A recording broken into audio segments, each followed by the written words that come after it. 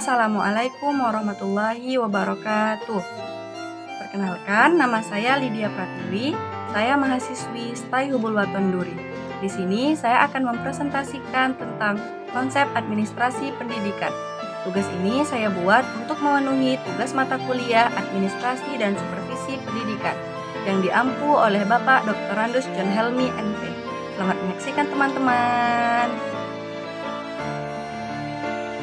Di sini kita akan membahas tentang konsep administrasi pendidikan. Tugas ini saya buat untuk memenuhi tugas mata kuliah administrasi dan supervisi pendidikan. Oke, kita masuk ke slide selanjutnya, yaitu daftar isi. Nah, di dalam daftar isi ini berisi tentang apa-apa saja yang akan kita bahas. Nah, yang akan kita bahas pertama yaitu tentang pengertian administrasi pendidikan. Selanjutnya yang akan kita bahas yaitu prinsip-prinsip administrasi pendidikan. Yang ketiga, tujuan administrasi pendidikan. Dan yang terakhir, fungsi-fungsi administrasi pendidikan. Nah, untuk pembahasan yang pertama yaitu kita membahas tentang pengertian administrasi pendidikan. Nah, administrasi pendidikan merupakan perpaduan dari dua kata, yakni administrasi dan pendidikan. Pada hakikatnya, administrasi pendidikan adalah penerapan ilmu administrasi dalam dunia pendidikan atau dalam pembinaan, pengembangan dan pengendalian usaha praktek-praktek pendidikan. Administrasi sekolah merupakan salah satu bagian dari administrasi pendidikan, yaitu administrasi pendidikan yang dilaksanakan di sekolah. Salah satu alat administrasi sekolah adalah tata usaha. Secara sederhana dan mudah, administrasi pendidikan adalah suatu ilmu tentang penyelenggaraan pendidikan di sekolah agar tercapai tujuan pendidikan di sekolah itu. Administrasi pendidikan adalah suatu proses keseluruhan kegiatan bersama dalam bidang pendidikan, meliputi perencanaan, pengorganisasian, pengarahan, pelaporan, pengkoordinasian, pengawasan, dan pembiayaan dengan menggunakan atau memanfaatkan fasilitas yang tersedia, baik personil, material, maupun spiritual untuk mencapai tujuan pendidikan secara efektif dan efisien. Nah, dapat kita simpulkan bahwa administrasi pendidikan adalah tindakan mengkoordinasikan perilaku manusia dalam pendidikan agar sumber daya yang ada dapat ditata sebaik mungkin, sehingga tujuan pendidikan dapat tercapai secara produktif. Jadi, di dalam proses administrasi pendidikan, segenap usaha orang-orang yang terlibat di dalam proses pencapaian tujuan pendidikan itu diintegrasikan, diorganisasi, dan dikoordinasi secara efektif.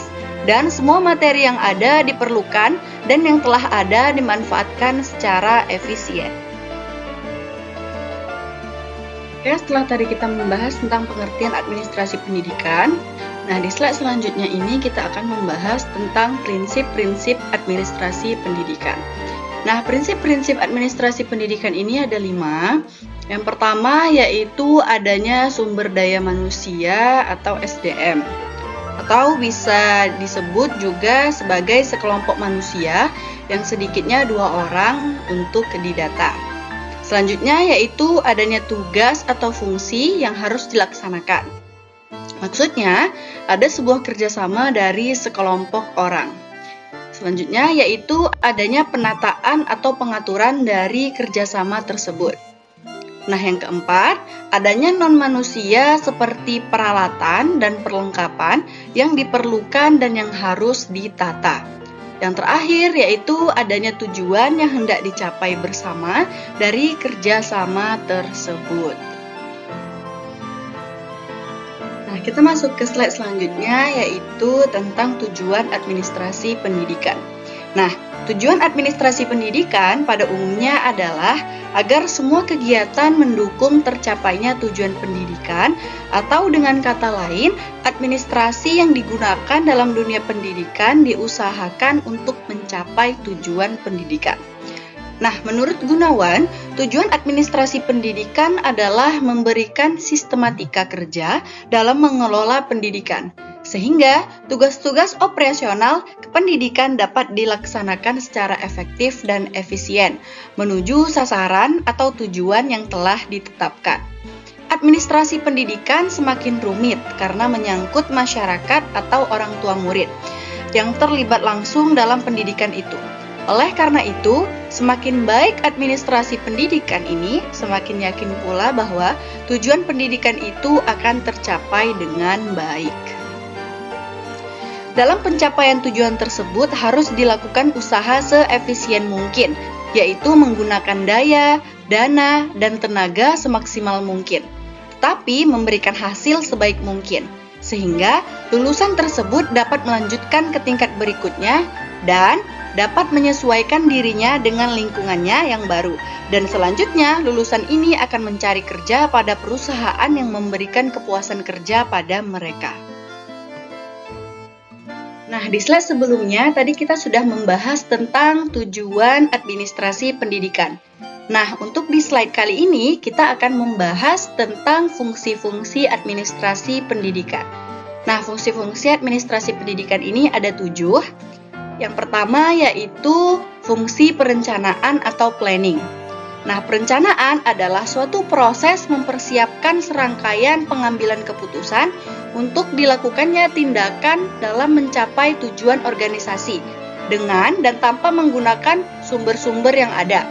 Aspek perencanaan meliputi apa yang dilakukan, siapa yang harus melakukan, kapan dilakukan, di mana akan dilakukan, bagaimana melakukannya, dan apa saja yang diperlukan agar tercapainya tujuan dapat maksimal. Nah, yang kedua yaitu fungsi pengorganisasian atau organizing. Pengorganisasian dapat diartikan sebagai keseluruhan proses untuk memilih orang-orang serta mengalokasikan sarana dan prasarana untuk menunjang tugas orang-orang itu dalam organisasi.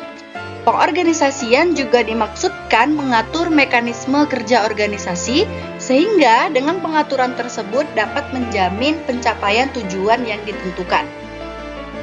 Yang ketiga yaitu fungsi penunjukan personil atau staffing. Dalam tahap perencanaan disebutkan adanya rincian mengenai tenaga yang akan mengerjakan tugas bagi bagian, bidang atau unit yang telah ditetapkan. Dalam tahap staffing, penunjukan atau penempatan personal dilakukan untuk mengisi kedudukan jabatan yang masih kosong. Yang keempat yaitu fungsi pengarahan atau directing. Suatu usaha untuk memberikan penjelasan, petunjuk, serta pertimbangan dan bimbingan terhadap para petugas yang terlibat, baik secara struktural maupun fungsional, agar pelaksanaan tugas dapat berjalan dengan lancar. Yang kelima yaitu fungsi pengkoordinasian atau coordinating.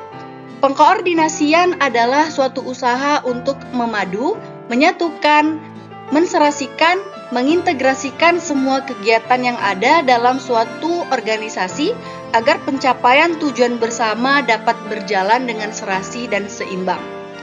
Yang keenam yaitu fungsi pelaporan atau reporting.